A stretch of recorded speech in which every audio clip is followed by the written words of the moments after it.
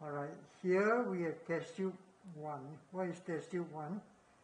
Potassium iodide. Potassium iodide, which is a colorless. Potassium iodide is a colorless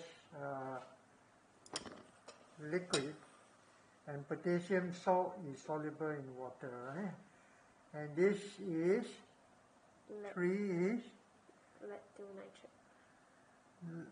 3 is lead 2 nitrate. Okay. Alright, you pour it in and see. Not all, but a little bit. Alright, so what do we have? We have a precipitate, and this is the yellow lead 2 iodide precipitate. And if you remember, this lead 2 iodide precipitate, when I put it in boiling water, what will happen? It will dissolve, right?